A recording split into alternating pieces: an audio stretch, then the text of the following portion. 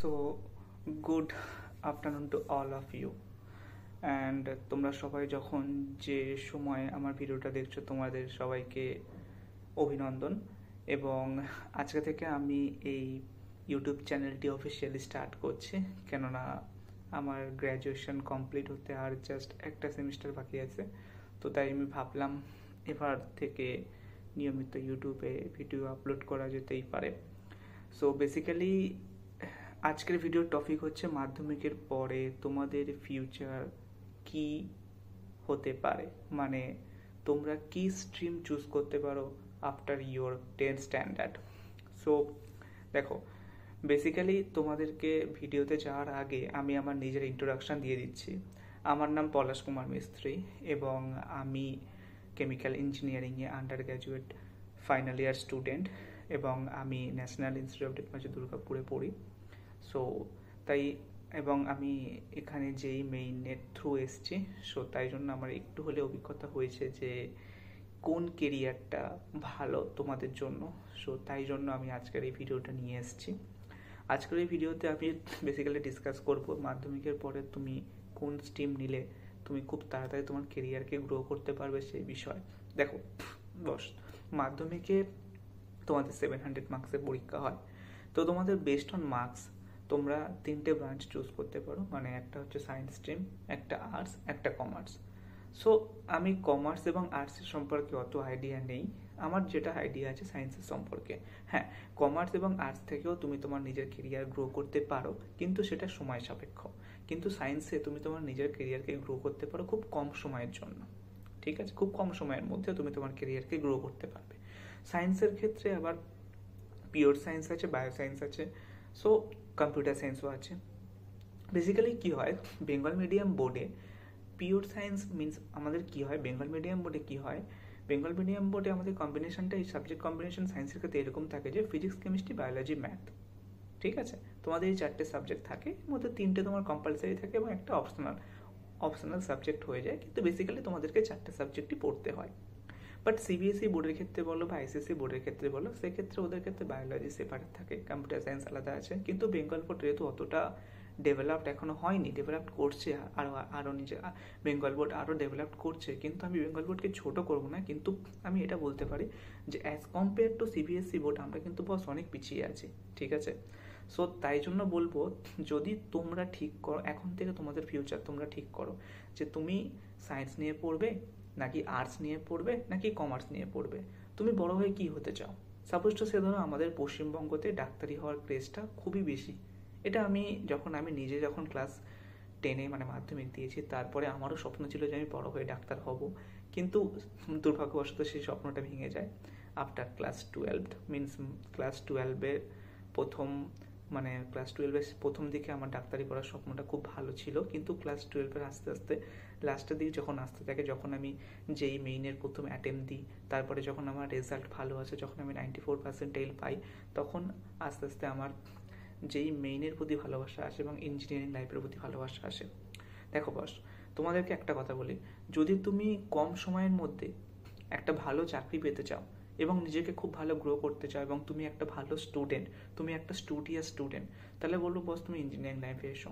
Engineering লাইফে এলে হ্যাঁ ফার্স্টেশন আছে, ফার্স্টেশন সব দিকেই আছে, ডাক্তারি লাইফেও আছে, ইঞ্জিনিয়ারিং লাইফেও আছে। ডাক্তারি লাইফে যেতে গেলেও স্ট্রাগল করতে হবে, ইঞ্জিনিয়ারিং লাইফে যেতে গেলেও স্ট্রাগল করতে হবে।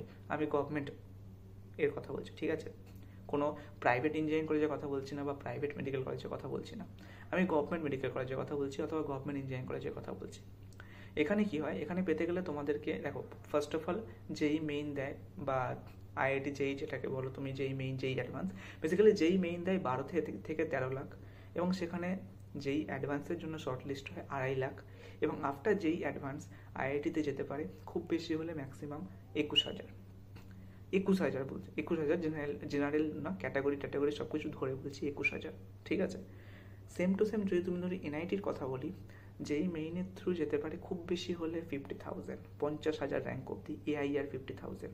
ওকে, সো সবসময় তোমাদেরকে এটা বলবো বস, এখন তোমাদের পড়ার টাইম, তাই তোমাদেরকে এটাই বলবো যে তুমি দেখো, মানুষ সবসময় 24 আওয়ার্স পড়তে পারে না, আমিও তোমাদের মতো এই ফেজটা এই সময়টা ফেস করে এসেছি, তাই আমি জানি। দেখো, তোমাদের টাইমটাকে তোমরা বিভিন্নভাবে শিডিউল ওয়াইজ ভাগ করে নাও, যে আমি এই টাইমটাতে পড়বো, এই টাইমটাতে খেলবো, এই টাইমটাতে ঘুমাবো, এই টাইমটাতে আদার্স কাজ করবো। দেখো বস, এক্সট্রা কারিকুলার অ্যাক্টিভিটিস কিন্তু খুব ভালো জিনিস, ঠিক আছে? সো সবসময় চেষ্টা করবে পড়াশোনার সাথে সাথে কিছু একটা এক্সট্রা কারিকুলার অ্যাক্টিভিটি করতে, ঠিক আছে, যাতে তুমি তোমার কেরিয়ারকে আরও বেশি গ্রো করতে পারো। সো এখানে আমি তোমাদেরকে একটাই কথা বলবো, যে ইরেসপেক্টিভ অফ ইয়োর চয়েস, মানে তুমি তোমার চয়েস কি, তুমি বড় হয়ে তুমি নিজেকে কোথায় এস্টাবলিশড হিসেবে দেখতে চাও, as a doctor, as a engineer, or others আরও অনেক প্রফেশন আছে, গেজেটেড অফিসার, আচ্ছা, SSC, through SSC you can join in any high post of your of our government sector, and others than that, WBCS, UPSC, etc. all exam are there. So I think তুমি এখন capable হতে শিখেছো যে তোমার future তুমি কি হতে পারে। দেখো, তুমি মাধ্যমিকে কত নাম্বার পাবে এবং তার বেসিসে তুমি কোন ব্রাঞ্চ চুজ করবে, সেখানেই তোমার ফিউচার ডিপেন্ড করছে। আর সবসময় আমি একটা কথা বলবো, ভালো ব্রাঞ্চ পেয়েছো বলে বা তুমি সায়েন্স নিয়ে পড়ছো বলে এটা ভেবো না যে তুমি খুব ইজিলি সব কিছু পেয়ে যাবে। বস, সব জায়গাতেই কম্পিটিশান আছে, লাইফ মানেই কম্পিটিশান। সো কম্পিটিশান করে তোমাকে আরও এগিয়ে যেতে হবে। তোমাদেরকে জাস্ট আমি এই কথাটাই বলবো, তোমরা সবে, তোমাদের মাধ্যমিক পরীক্ষা আসতে চলেছে, তাই জন্য আমি আজকে এই ভিডিওটা বানাচ্ছি, এবং আমার মানে 7 সেমিস্টার এক্সাম কমপ্লিট হয়ে গেছে, সো তাই জন্য, এবং এখন প্লেসমেন্ট সেশন চলছে, তো পড়াশোনার ফাঁকে একটু ইচ্ছা করছে তোমাদের সাথে কথা বলতে। মানে ফার্স্টেশন লাগছে, বুঝতেই পারছো, প্লেসমেন্টে চাপ আছে প্রচুর, তো ফার্স্টেশন লাগছে, তাই আমি রেগুলারলি ভিডিও বানানো স্টার্ট করছি, যাতে অ্যাটলিস্ট আমার নিজের ফার্স্টেশনটাও দূর করতে পারি তোমাদের সাথে, এবং নিজের ফার্স্টেশনে মানে নিজে কতটা কষ্টে আছি বা কী করছি না করছি সেগুলো তোমাদের সাথে শেয়ার করতে পারি, যাতে তোমাদের ফিউচারে হেল্প হয়। যদি আমার থেকে তোমরা কিছু উপকৃত হতে পারো তাহলে আমি খুবই কৃতজ্ঞ থাকবো। সো তাই জন্য আজকের এই ভিডিওটা বানানো। বেসিক্যালি তোমাদেরকে আমি একটাই কথা বলবো, আগে মাধ্যমিক এক্সামটা ভালো করে দাও, মাধ্যমিকে মোর দ্যান 600 মার্কস নিয়ে আসার চেষ্টা করো, এবং সেখান থেকে তুমি সায়েন্সে ভর্তি হও, আর্টসে ভর্তি হও, আর অথবা কমার্সে ভর্তি হও। তারপরে তুমি যে ব্রাঞ্চ বা যে স্ট্রিমটা নিয়েছো সেই স্ট্রিমটাতে ফাটিয়ে পড়াশোনা করো বস। এইচএসে গিয়ে ভালো রেজাল্ট করো, তারপরে এন্ট্রান্স এক্সাম দাও। সায়েন্সের কথা বলছি, বেসিক্যালি আমার সায়েন্সে আইডিয়া আছে তাই আমি সায়েন্সের কথা বলছি। আমার আর্টসের দিকে এতটা আইডিয়া নেই বা কমার্সের দিকে এতটা আইডিয়া নেই, তাই আমি এইগুলোর ব্যাপারে অতটা জানি না। যদি তোমরা চাও এই রিলেটেড কোনো ভিডিও, কীভাবে কমার্সে আরও তুমি কীভাবে নিজেকে কেরিয়ারে গ্রো করতে পারবে, বা আর্টস নিয়ে পড়ে কীভাবে তুমি নিজেকে কেরিয়ারে গ্রো করতে পারবে, তাহলে সেক্ষেত্রে যদি তোমরা আমাকে কমেন্টে জানাতে পারো, আমি আমার বন্ধুদেরকে এই ভিডিও মানে এই ইউটিউব চ্যানেলে নিয়ে আসবো, এবং তাদের সাথে পডকাস্ট করে আমি তোমাদেরকে বলবো যে কীভাবে তুমি কেরিয়ার গ্রো করতে পারবে তোমার ব্রাঞ্চে, মানে আর্টস অথবা কমার্সের স্টুডেন্ট যারা আছো। সায়েন্সের স্টুডেন্টদের ক্ষেত্রে আমি তোমাদেরকে সাজেশন দিতে পারবো। দেখো বাস, সায়েন্স নিয়ে পড়ছো মানে তুমি অনার্সও করতে পারবে, ইঞ্জিনিয়ারিংও পড়তে পারবে, মেডিকেলও পড়তে পারবে। দেখো বাস, মেডিকেলে যদি তুমি পড়ো তাহলে তুমি একটাই দিকে ফোকাস করতে পারবে, তুমি যদি ইঞ্জিনিয়ারিংয়ে পড়ো তাহলে তুমি সব দিকে ফোকাস করতে পারবে, ঠিক আছে? এটা বলে দিচ্ছি আমি। হ্যাঁ, ইঞ্জিনিয়ারিংয়ের, আমি যেহেতু ইঞ্জিনিয়ারিং নিয়ে পড়ছি সেহেতু তোমাদেরকে বলে রাখছি, আইআইটিস এনআইটিসের রুল পুরো আলাদা, ঠিক আছে? আইআইটিস এনআইটিস হচ্ছে ইন্ডিয়ার টপ ইঞ্জিনিয়ারিং ইনস্টিটিউট, ঠিক আছে? এবং এখানে তুমি যেই মেইন অথবা যেই অ্যাডভান্সের থ্রু আসছো, তাই তোমার মধ্যে কোয়ালিটি আছে বস, এটা আমি মানবো, ঠিক আছে? এবং নিজেদেরকে সবসময় আপগ্রেড রাখবে নিউ টেকনোলজির সাথে, এবং সব পড়াশোনাটাকে কন্টিনিউ করবে। ইঞ্জিনিয়ারিং পড়তে এসছো বলে বা মেডিকেল পড়তে এসছো, পেয়ে গেছো, পেয়ে যাওয়ার পরে হাল ছেড়ে দেবে, এটা করো না। তাহলে কিন্তু লাইফ মানে ইংলিশে বাংলাতে জীবন আর ইংলিশে লাইফ, তো তোমার জীবন বরবাদ হয়ে যাবে, কিন্তু মাথায় রেখো, ঠিক আছে? সো এই সমস্ত কথাগুলোই বলবো। হ্যাঁ, এবার যখন তুমি মানে ইঞ্জিনিয়ারিং অথবা মেডিকেল লাইনে গেলে, তারপরে তুমি কিন্তু তোমার পড়াটাকে কন্টিনিউয়াসলি করে যাও, ভালো একাডেমিক স্কোর করো। দেখো বস, ইঞ্জিনিয়ারিং লাইফ বলো বা মেডিকেল লাইফ বলো, তুমি যদি এখানে যদি নাম্বার ভালো পেতে চাও, তোমার ইমেজটাকে তৈরি করো আগে সেরকমভাবে ইমেজটা তৈরি করো, এবং ভালো পড়াশোনা করে নিজেকে আরও গ্রো করো। তারপরে first year, second year, third ইয়ারে ইন্টার্নশিপের টাইম আসবে ইঞ্জিনিয়ারিংয়ের ক্ষেত্রে, তখন তুমি ভালো করে পড়াশোনা করে তারপরে কোনো একটা কোম্পানিতে ইন্টার্নশিপ করো। ইন্টার্নশিপ করার পরে সেই ইন্টার্নশিপের থ্রু তুমি প্রি প্লেসমেন্ট অফার পাও, অথবা ফোর্থ ইয়ারে ক্যাম্পাসে বসে প্লেসমেন্ট অফার পেয়ে যাও, অথবা 6 মান্থ ইন্টার্নশিপের থ্রু প্রি প্লেসমেন্ট অফার পেয়ে যাও, তোমার লাইফ সেটেল। আমি বলে দিচ্ছি বস, যদি তুমি ইঞ্জিনিয়ারিং নিয়ে পড়ো এবং আইআইটিস অথবা এনআইটিসে পড়ো, এবং তুমি যদি ভালো করে পড়াশোনা করে যাও তাহলে তুমি 22 বছর থেকে 24 বছরের মধ্যে নিজের কেরিয়ার এস্টাবলিশ করে নিতে পারবে। ঠিক আছে, পড়াশোনাটাকে কন্টিনিউ করতে হবে। এবার তুমি যদি হায়ার স্টাডিজ করতে যেতে চাও, মানে তুমি ইন্টারেস্টেড, তুমি কলেজের প্রফেসর হতে চাইছো বা রিসার্চ ইনস্টিটিউশনে গবেষণা করতে চাইছো, তাহলে তুমি সেক্ষেত্রে এমটেক করে পিএইচডি করো। পিএইচডি করার পরে তারপরে তুমি সেই সমস্ত ইনস্টিটিউট অথবা কোনো কলেজে জয়েন করতে পারো অ্যাজ আ প্রফেসর অথবা অ্যাজ আ রিসার্চ সায়েন্টিস্ট।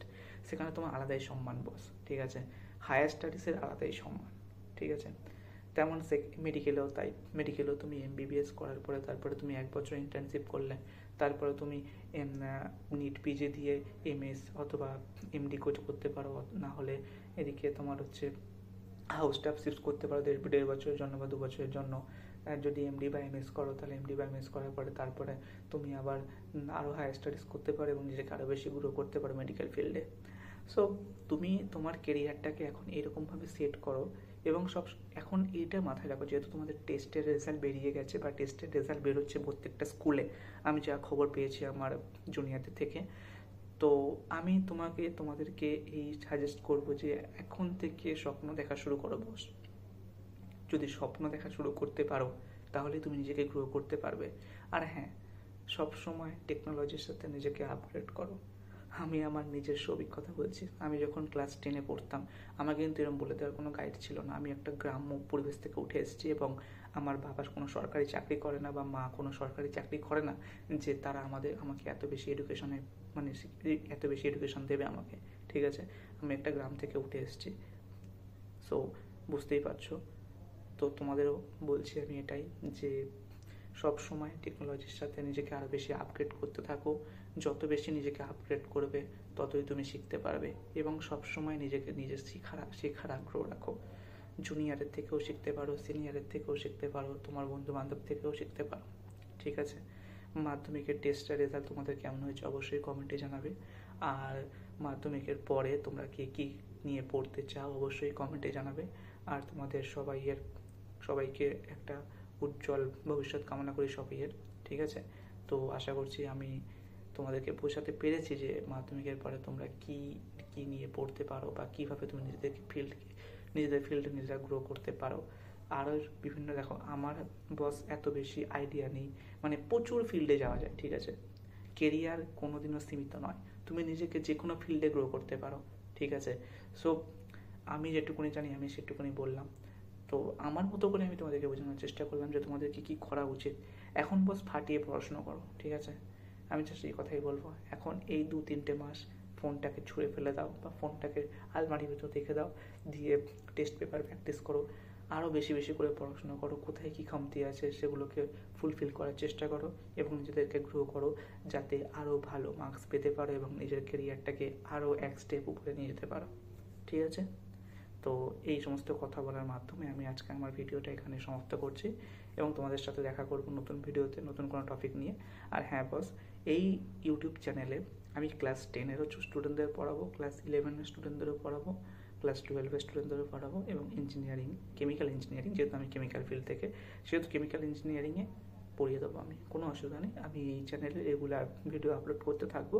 হ্যাঁ, আমি আমার কন্টেন্ট যখন আমি ক্লাস 10, 11, 12 বা ইঞ্জিনিয়ারিং পড়বো তখন হতে পারে আমি ইংলিশে লেকচার দিতে পারি, সেক্ষেত্রে একটু মানিয়ে নেবে নিজেদেরকে, কেননা পরবর্তীকালে তোমাদের সবসময় ইংলিশটাকেই এগিয়ে নিয়ে চলতে হবে, যেহেতু ওটা ইন্টারন্যাশনাল ল্যাঙ্গুয়েজ এবং তোমার মাতৃভাষাতে একমাত্র তুমি স্কুল লেভেল অবধি পড়াশোনা করতে পারবে, যেহেতু তুমি যদি বেঙ্গল মিডিয়াম থেকে পড়ো, মানে তোমার স্টেট বোর্ড থেকে পড়ে থাকো তাহলে।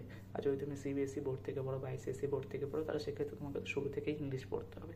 সো ল্যাঙ্গুয়েজ নিয়ে কোনো ভয় পেও না, আস্তে আস্তে এগিয়ে যাও এবং সময়ের সাথে সাথে নিজেকে গ্রো করতে পারবে। আমারও প্রথম সমস্যা হয়েছিল, কিন্তু তারপরে আমি নিজেকে আরও বেশি গ্রো করে নিয়েছি। ওকে, সো এখানেই আজকে ভিডিওটা সমাপ্ত করছি। দেখা হচ্ছে তোমাদের সাথে নেক্সট ভিডিওতে, নেক্সট কোনো টপিকে। Till then, bye by.